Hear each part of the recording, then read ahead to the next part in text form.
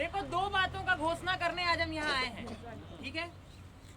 पहले दो बात जो स्कूल से रिलेटेड है और फिर तीसरी बात जो देश से रिलेटेड है, ठीक है। वैसे तीनों बात देश से रिलेटेड है क्योंकि स्कूल भी तो देश का ही है।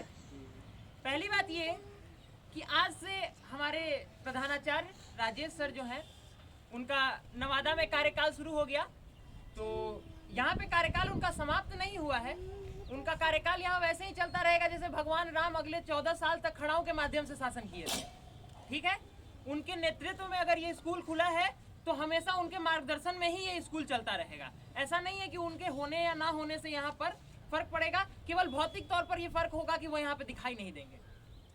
दूसरी बात, एक बड़ी महत्वपूर्ण बात है जो कि पूछना बहुत जरूरी है सारे बच्चों से, स्पेशली सीनियर क्लासेस जहाँ राजेश सर क्लास लेते थे।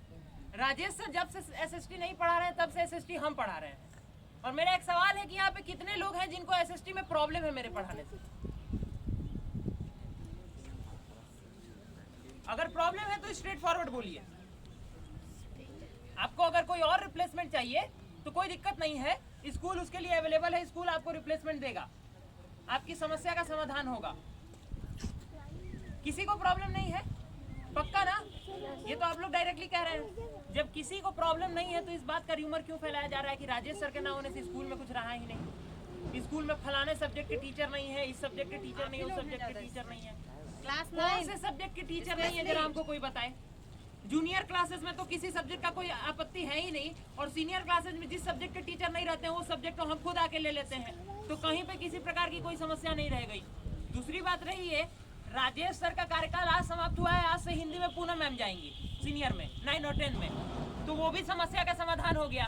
रही बात एसएसटी हम ही ले रहे हैं। एक मैथमेटिक्स का प्रॉब्लम इसलिए हो गया क्योंकि विशाल सर बिना किसी सूचना के, बिना किसी कारण के बेवजह एक दिन से नहीं आ रहे हैं, ठीक है।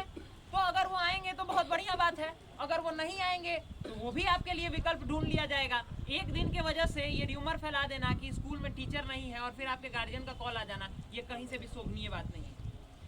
ध्यान रखिए, शब्द आदमी का जिंदगी भर का रेपुटेशन खराब करने के लिए एक शब्द काफी होता है। दुनिया आपके महान कामों से आपको याद नहीं रखती, आपके बुरे कामों से याद रखती है। हर बुरा काम करने वाला आदमी बुरा ही नहीं होता है। रावण बुरा नहीं था, रावण में बहुत सारी अच्छाइयां भी थी, तभी भगवान प्रसन्न हुए थे। लेकिन एक बुराई था, उठा के ले गया सीता को, फिर राम जाके वध कर दिए। तो इसीलिए कभी भी कोई भी शब्द बोलने से पहले 150 बार सोचिए पहले। यही बात हम बोलना चाहते थे। अब आते हैं राष्ट्र की तरफ। आजादी का अमृत महोत्सव का ये वर्ष है और आज 1 अगस्त है। आज से अब देश में किस तरह से आजादी का अमृत महोत्सव मनाया जाएगा ये तो देश के अथॉरिटीज का काम है। हमारे विद्यालय में आजादी के अमृत महोत्सव का शुभारंभ हम लोग आज से ही कर रहे हैं।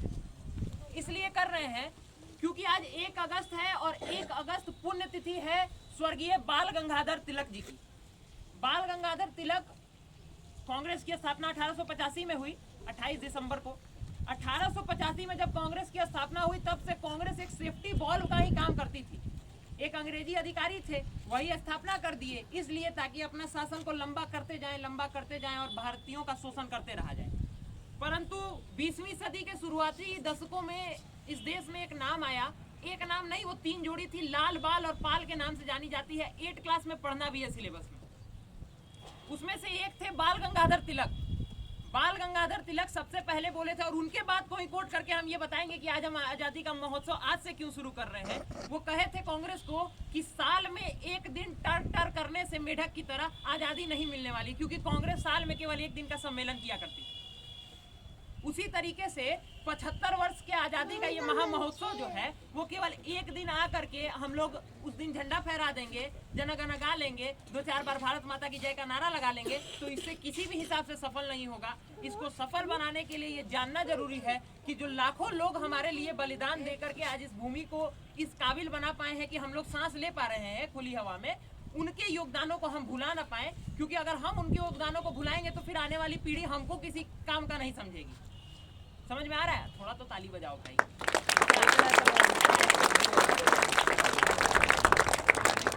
बाल गंगाधर तिलक वो पहले व्यक्ति थे जिन्होंने पूर्ण स्वराज कहा था। उससे पहले के लोग पूर्ण स्वराज के चक्कर में नहीं रहते थे, सब अपना पर्सनल मुनाफा देखने के लिए राजनीति में थे।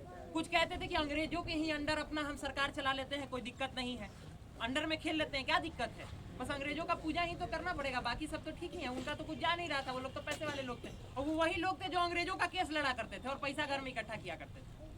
उसके बाद जब बाल गंगाधर तिलक आए 20वीं सदी के शुरुआती दशकों में, तब उन्होंने कहा कि हमें पूर्ण स्वराज चाहिए। इसीलिए अंग्रेजी अधिकारी जितने भी थे वो सब कहते थे कि भारतीय अशांति का अगर कोई जनक है, मतलब the father of Indian unrest, तो वो है स्वर्गीय बाल गंगाधर तिलक। बाल गंगाधर तिलक जी के बारे में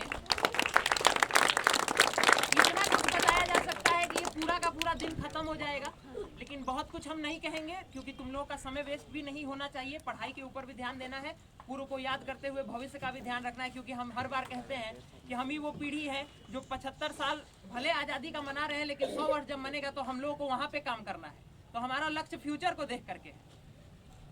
अंत में केवल इतना ही कहेंगे, पंक्तियों के माध्यम से नहीं कहेंगे आज, केवल इतना ही कहेंगे कि कोई भी अगर आज़ादी का महानायक रहा है तो उनका सम्मान कम नहीं होना चाहिए हमारे नज़रिए में, ठीक है। बहुत बहुत धन्यवाद।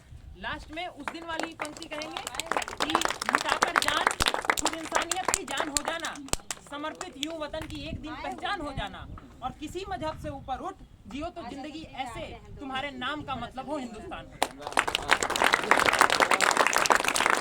बहुत बहुत धन्यवाद। जय हिंद, जय भारत, भारत माता की जय। एक बार जयकार लगाओ। वंदे मातरम, वंदे मातरम, वंदे मातरम।